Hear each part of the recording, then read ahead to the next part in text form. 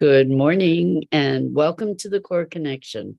I'm Mira Rubin here with you on Enlightened World Network. And today's topic is who's really running the show?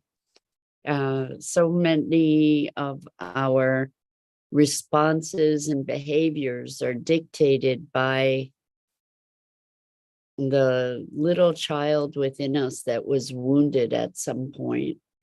And we live out these behaviors and reactions, often directed by a 5-year-old or a 10-year-old, and thinking that we're being reasonable. So anyway, it should be a really interesting conversation. But before we get started, let's take a minute or two to get present. Let's take a deep breath in through your nose and hold it. And imagine clean, crisp oxygen flooding your lungs, flowing into your bloodstream, nourishing all your cells, all your organs, bringing vital life energy to your body and being. And as you exhale any tension, stress, negativity, fatigue. And now let's take another deep breath in through your nose and hold it. And this time, imagine brilliant, bright light lighting you up from the inside out, illuminating, electrifying, and energizing all your cells, all your molecules, all your electrons, creating a brilliant beam of light and energy from your heart out into the world. And as you exhale any remaining tension, stress, negativity, fatigue. And now let's press our palms together, vigorously rub your hands together to feel the friction, the temperature, the pressure, the motion, the tickling and tingling when you stop. And allow all those sensations to bring you present right here, right now, into this remarkable physical form that enables you to experience life. Welcome, welcome, welcome. Good morning, Rosalind. And good morning to everybody else who's here with us today on this Friday. They just keep coming. Anyway, today we're talking about who's really running the show. And where this is coming from is that I find it so fascinating in the client work that I do, that our responses to things, our reactions, our behaviors are often driven by a younger wounded part of ourselves. I can't say how many times it's shown up that something was being generated by a 4-year-old self or a 6-year-old self or a 10-year-old self. And the thing is that we make decisions in our lives as children in response to situations, and we learn behaviors then, we learn interpretations then, we learn to be afraid, we learn to be angry, we learn to fight back, we learn all kinds of things. And then those behaviors become sort of the go-to behavior. Those worldviews, those determinations become the lens through which we experience the world. And they often remain unexamined throughout our lives. So here we are at 20 or 30 or 40 or 50 or 60 or 70 or 80 even, or older, responding to things as a teenager, from the perspective and life experience of a teenager or a 6-year-old for that matter. And then that kid is driving the train for the rest of our lives in some situations. And it's a very interesting phenomena. I have seen it over and over and over again, how our inner children are directing our lives. And if you think about it, like what kind of perspective, what kind of vantage point, what kind of life experience does a 5-year-old have to be able to, or an 11-year-old have to be able to make life determinations? You know, to be able to be the one deciding for us how our life is going to be, or how to respond to a situation, or how to handle decisions that might involve many different factors. And so often we don't even recognize that that's where our response is coming from. So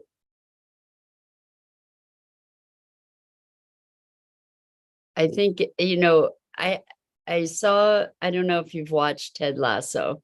I had a whole bunch of clients that were telling me about Ted Lasso, Ted Lasso, Ted Lasso. So I had to watch. And of course I binged and I watched the whole thing, and it's a wonderful show and I recommend it. And there was just this wonderful, wonderful scene. It was just so great. It was the woman, the main female character, who owns a soccer team, and she was being invited to the table with all these other men that were going to create an elite soccer league where people would have to pay and pay for the games, and it would exclude a lot of people, and on and on. So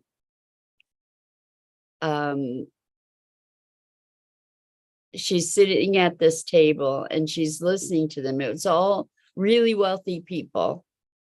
They're all really wealthy because they own soccer teams, and they're all sort of colluding together to put together this pay to play kind of soccer league that would eliminate a lot of the fans' access to the game. And she's sitting at this table, and she's the only woman at the table, and she's looking around, and all of a sudden she sees all these guys as little boys, and she says, "Stop it, stop it. What do you think you're doing? These people, the fans love soccer. So many people love soccer. Don't you have enough money? What do you need more money for? To be taking away something that's making such a big difference in people?" And she just scolded them like children, you know, that really needed to be realigned. And as a result, I'm not going to tell you what the result was, but it was so awesome. And as I think about it, that scene, you know, where there are all these little boys around the table, that is how we live in so many ways. You know, that it is this little child inside us that made a decision about how life was going to be, and about how we need to handle different situations. And they never grew up. And those parts of us never got a chance to grow up. And that's such a beautiful, powerful, vivid image. So Rosalind says, when a person constantly recounts their old story to others, I could have, should have, would have, if only I did. Instead, what is a way to help that person move beyond that story? So that's a great question, because so many people live in the past, coulda, shoulda, woulda. And the thing is that we do, it's such wasted effort. It's such wasted effort. Good morning, Robin, by the way. It's so good to have you here with us. It's wonderful to have you join us. And Rosalind also says, Ted is on my list to watch. I think it's only available on Apple TV. So I got I had a complimentary introduction month or whatever to Apple TV. And so I binged it. Anyway, back to your question, Rosalind, how do we get a person to look beyond the story of the past? So one of the ways that that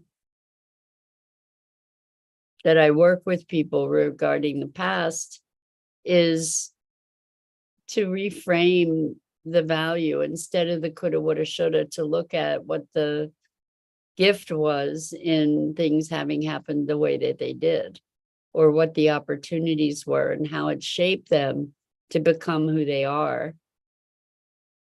So what's the hidden benefit? That's one way. Another way is to go back and play it out differently in your experience. It's like, I could have done it, I should have done it this way. Okay, so go back and replay it and rework it. And oftentimes that's something that's actually feasible in one's mind and heart. Another way is to be able to go back and experience it, look at it, feel the feelings. No, and what happens is oftentimes people recognize that there was no other choice, that was the only choice they could have made, being who they were at that moment. And that life is a process of learning and unfolding. So it's not always easy to get people to release their story. You know, another approach to that is to say, okay, so how is that story serving you? Does that story serve you? And to feel the feelings around it. You know, oftentimes people have deep shame, so they're trying to keep the shame at bay by saying, I woulda, shoulda, coulda. So you can, it takes courage, but if you can allow yourself to experience the feelings, then that typically allows them to move and to change, transform, release. So the things that we resist,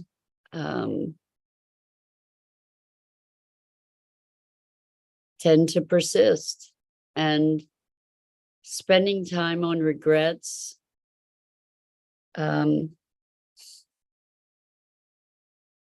if you can spend time on regrets to heal them, that's one thing. But otherwise, you know, perpetuating the regret, it's a way to avoid living in the moment. You know, it's ironically, some people may feel it's safer to be playing back in the past about what I shoulda, woulda, coulda done, rather than facing this moment here right now. And so that's often a way that we manage to, or that we attempt to avoid what's present in this moment. So this idea of who's running the show, and the image from Ted Lasso with all these children, these young boys sitting around the table, and sort of this mama figure saying, stop that. It was just so wonderful. So much of our world is being run by little boys and little girls, I think, that were wounded or are misdirected based on childhood trauma. So being able to heal those kids, that's a big deal. You know, not just upbraiding them, but looking to bring them to wholeness. I think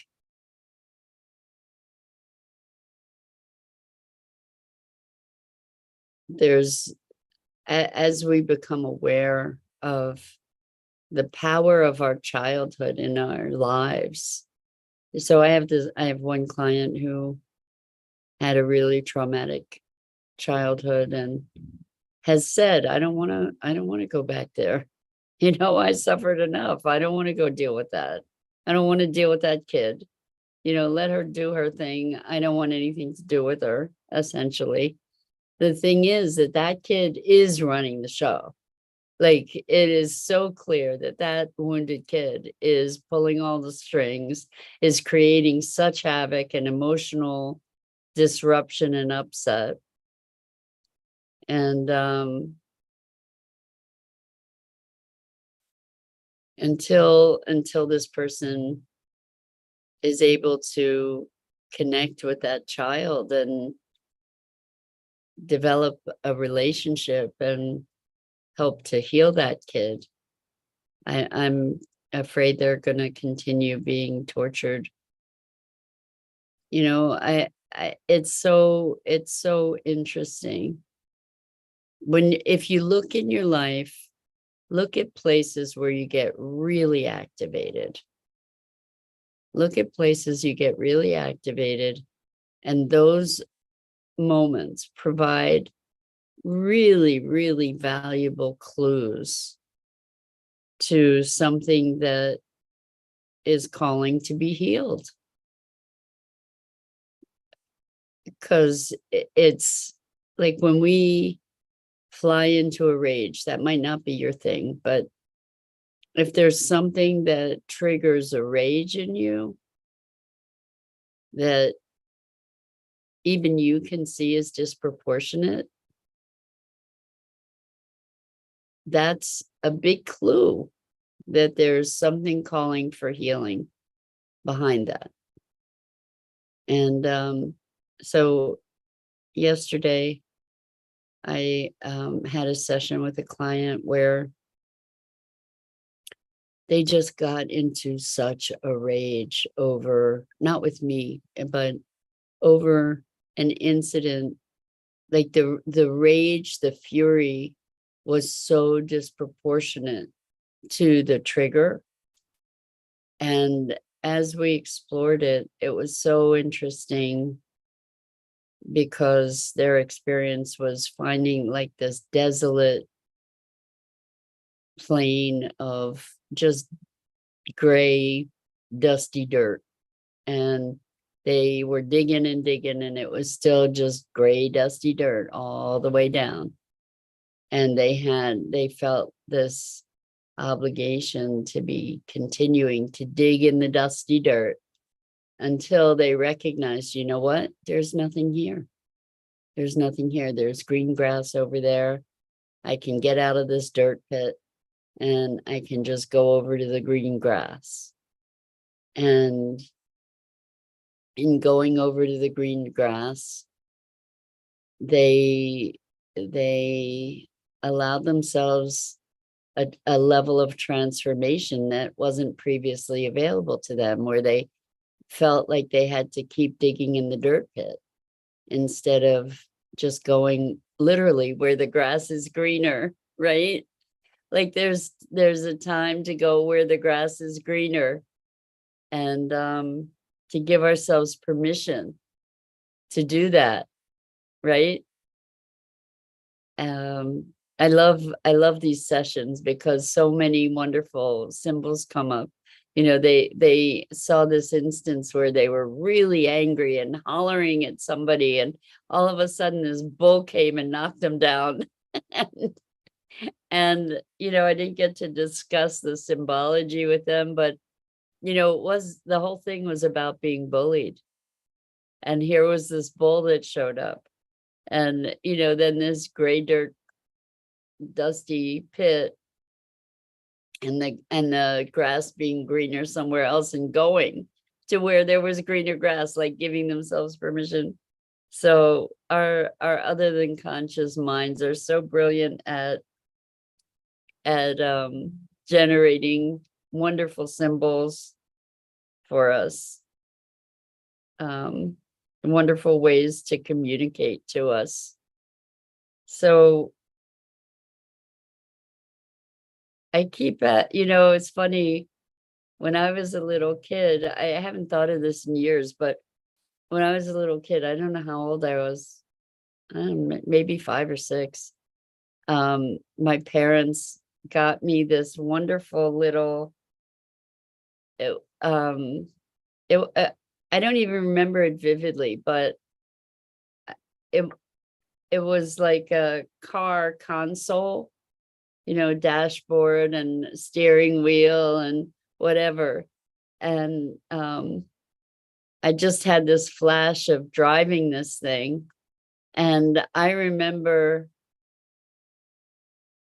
how important being able to learn to drive was to me. Like, it was my wings, my ticket to freedom, to be able to drive. And it was really important to be able to drive, and to be able to drive well, and have the freedom to take myself places.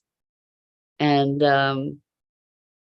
I still, to this day, I still really enjoy driving. And I'm going to be going on this very long road trip, 3,000 miles from East Coast to West Coast, and then another 3,000 miles back. And as I'm thinking about it, I'm thinking about how much I am looking forward to it as a meditation, a retreat in its way, to be able to just be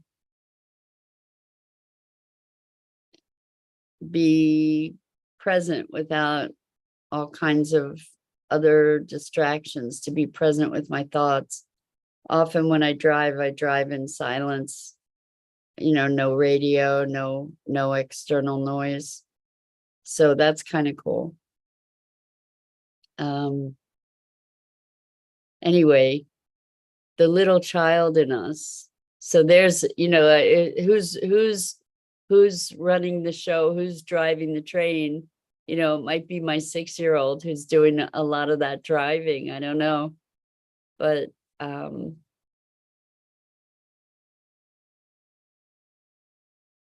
all of this is really a conversation of living an examined life, bringing things to awareness so that we don't remain robots.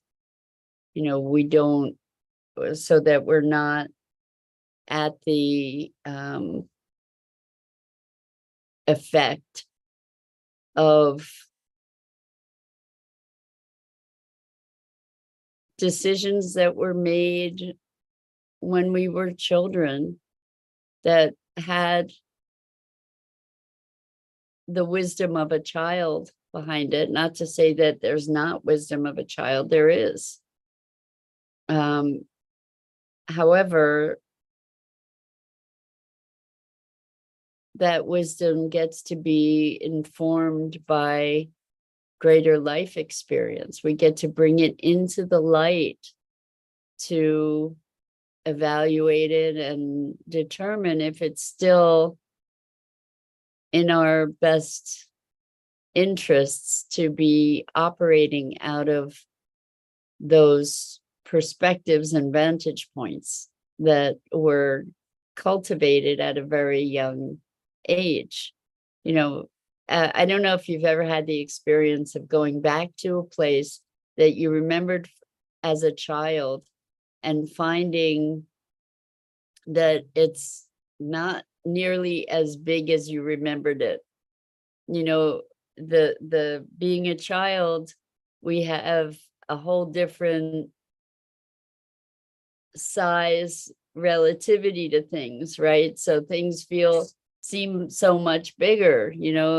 I used to, as a little kid, I used to climb under the coffee table at my grandparents' house, waiting for my grandfather to come home so I could jump out and surprise him. And so I remembered that coffee table was spacious underneath, and looking back, it was tiny. I have this table in my living room that has a centerpiece that comes out. So if there's a hole in the table, and my nephews used to climb under there and pop out of the middle of the table. And these guys now, they're like over 6 foot tall, and the thought of them being under that table is just very, very funny. And again, we get to look at perspectives. Things change pretty radically with our perspectives, and how appropriate is it to be carrying that little child's perspective unexamined into our adulthood, right? The fears that get cultivated as children, the rage, the reactivity, the sadness,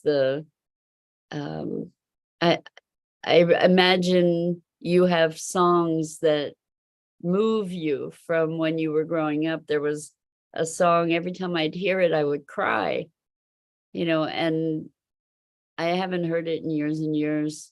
It was A Horse with No Name. I think. I don't know why it made me cry. But anyway, I don't think it does anymore. But those kinds of programmed behaviors make us, without examining them, without recognizing them, they can make us robotic. They make us just a pile of different buttons that when they get pushed, we do our reaction just like a little machine. And so we get to revisit those things and look. So Rosalind says, we made the choices of what we thought were in our best decision at the time. Live and learn from your experience, grow and apply. Use it as your witness to help someone else along their journey. So I so appreciate that, Rosalind. I think that we get to be recognizing and learning from our experience to be able to share with other people and help them on their journey, for sure. The thing is about these reactions and behaviors, it's not that we made a choice. I want that to land. I don't think we necessarily made a choice. I think we became reactive. Like a lot of the things that we believe because we were taught that. It was the reality that was presented to us. And we never knew that there even was a choice. And that's why we get to be excavating these beliefs and behaviors and sources and triggers, because so many of them were adopted or activated without us ever having any awareness of them whatsoever. And so it takes deliberate and courageous effort to go and explore these things. And it's an effort that pays back in spades with freedom and real sovereignty and authenticity and true choice. So that's the encouragement for today, is to dig in and notice, when you have a heavy duty reaction to something, question it, say, oh my gosh, instead of judging it, instead of like going forward like a freight train, stand back and say, what in the world's going on here? What is this about? What triggered that? What's going on behind the scenes? And that might give you an opportunity to find greater freedom. So with that, I'm Mira Rubin. This is the Core Connection, and I go live here each weekday morning on the Enlightened World Network Facebook page and YouTube channel at 9 a.m. Eastern. And I invite you to check out the other awesome programming on Enlightened World Network and Enlightened World Living. And as always, it is such a deep privilege and pleasure to be spending this time with you and expanding our awareness and our ways of being. Till next time, so much love to you.